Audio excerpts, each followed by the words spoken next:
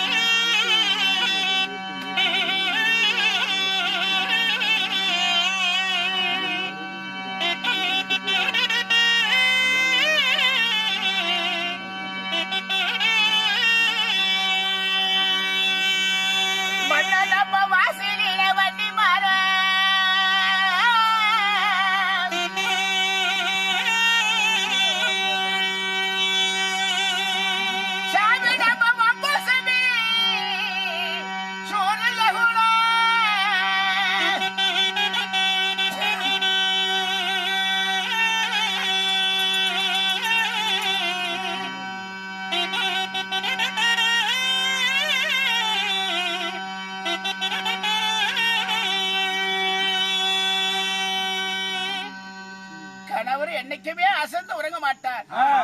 இன்றைய தினத்தில் என்ன எப்படி உறங்குகிறார்? மன்னா மன்னா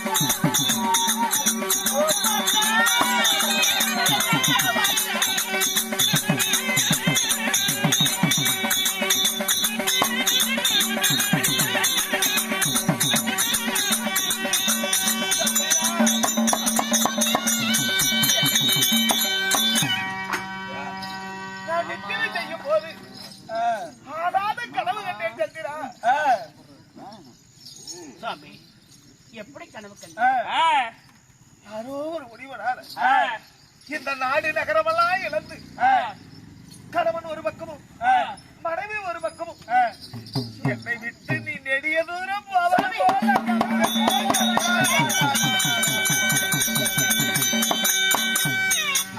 சிவாதனத்திலே அமர்ந்து செங்கோல் பிடிக்கும் மன்னன் நீதி நேர்வை தவறாத ஆசை புரியவப்படி அப்படியெல்லாம் எதுவுமே நேராதுங்க.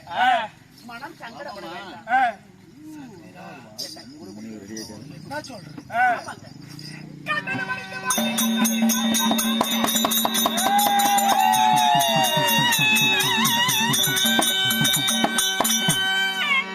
கண்டதே வலிந்து போச்சு கண்டதே தத்ராபதி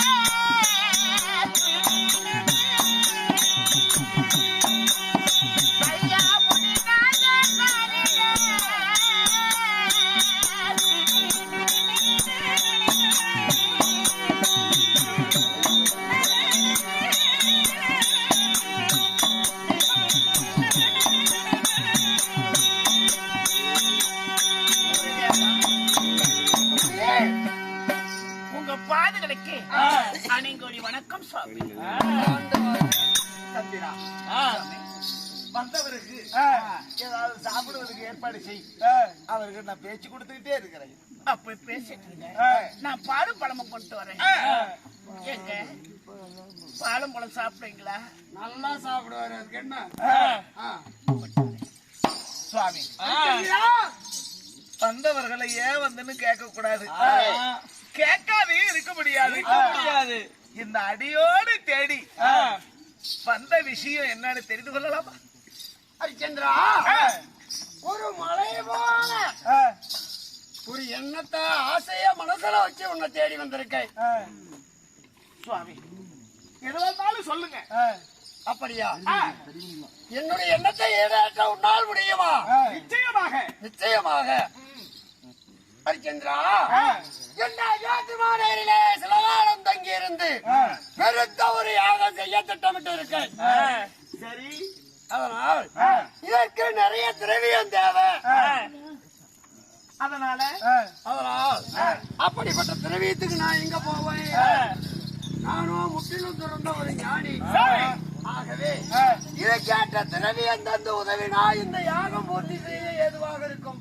சுவாமி ஹரிச்சந்திரா, நாட்டு நல மக்கள் நலம் பெற பெருசதோடு யாகத்தை செய்யணும்னு சொல்றீங்க. ஆமா. அதுல என் உதவி ஏதாவது தேவைப்படுகிறதா? அதாவது பொன்பொருள் திரவியம் கொஞ்சம் தேவைப்படுகிறது. சரி, அதை கொடுத்து உதவுனா என்னுடைய யாகம் ஈடேறும். சாமி உங்களுக்கு இல்லாத பொன்பொருள் தருவீங்களா? எவ்வளவு தேவைப்படுகிறது சொல்லுங்கள். எவ்வளவு திரவியம் என்றால் என்னுடைய யாகம் நிறைவேறுவதாக இருந்தா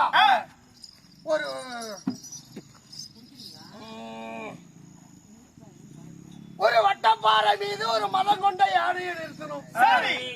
அந்த யானை மீது ஒரு கால் இல்லாத முடவனை அமர வைக்கணும். சரி. அந்த முடவங்கையில வெள்ளை கவுண்டை கொடுத்து அதிலே மாணிக்க கல்லை வைத்து எவ்வளவு உயரம் போய் வருகிறதோ அவ்வளவு திரவியம் இருந்தா என்னுடைய யாகம் ஈடேறும். அப்படியே தருகிறேன் சுவாமி.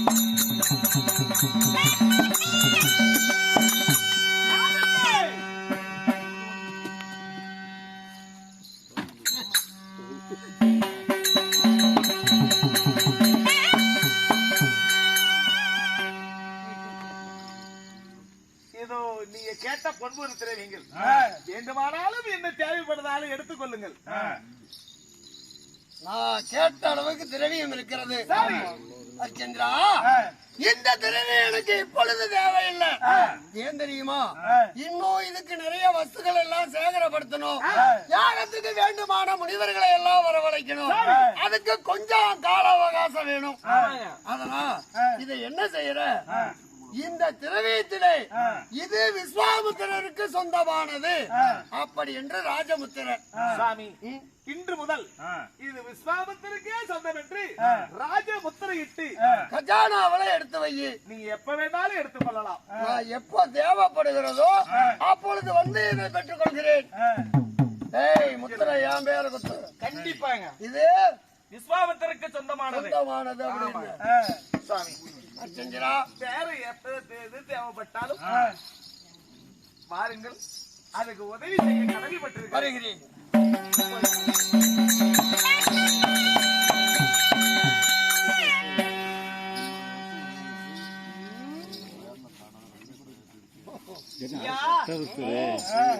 இப்படி திருட்டாடு முடிக்கிற அப்படி முடிக்கிறீங்க?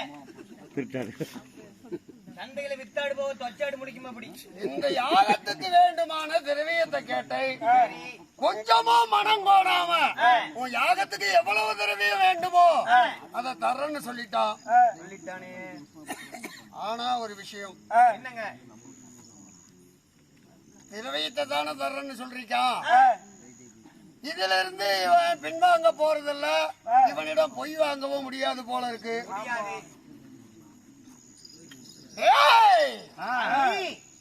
இன்னொரு யோசனை. என்ன சாமி? நீதி தவறாம அயோத்தி ஆண்டுகிட்டு இருக்கா ஹரிச்சந்திரன். அதனால் இவனை எப்படியாவது பொய் வாங்கணும்னா என்னுடைய நவசக்தியினால மகிமையினால வானர பெண்கள் ஆமா 2 பெண்களை உண்டு செய்யறேன். இப்போ அது மட்டுமல்ல, இவன் நீதி தவறாம அயோத்தி அரசாண்டுகிட்டு இருக்கும் போது நாட்டு மக்கள் எல்லாம் எந்த மிருக பயமும் இல்லாம இருந்துகிட்டு இருக்காங்க. இன்னைக்கு நான் கால எடுத்து வச்சிருக்கேன்ல, அயோத்தியில முன்ன மிருக ஜாதிகளை ஏராளமா உண்டு செஞ்சிருக்கேன். மிருக ஜாதியில உண்டு செஞ்சிருக்கீங்க. அது என்ன செய்யும்? நாட்டு மக்களை ஹிம்சிக்கும். அப்ப நாட்டு மக்கள் என்ன செய்வாங்க? மன்னனிடம் போய் முறையிடுவாங்க. மன்னன் வேட்டைக்கு போவான். அவன் வேட்டையாடுற இடத்துல ஏதாவது நீதி தவறினா கூட நாம வந்து என்ன ஈடேறும் அல்லவா? உயிரை கொன்னாலும் பொய் மாதிரிதான். ஆமா சாமி, நான் உன்னை என்னவோ நினைச்சேன் சாமி. ஆனா சரியான திருட்டு புண்ட சாமி. உங்களுக்கு அந்த மாதிரி மூளை எப்படியாவது உங்களுக்கு தனி மூளை. வேட்டையாடலாம், அந்த விதிமுறையை மீறி வேட்டையாடினாலும் அது பொய்க்கு சமம்.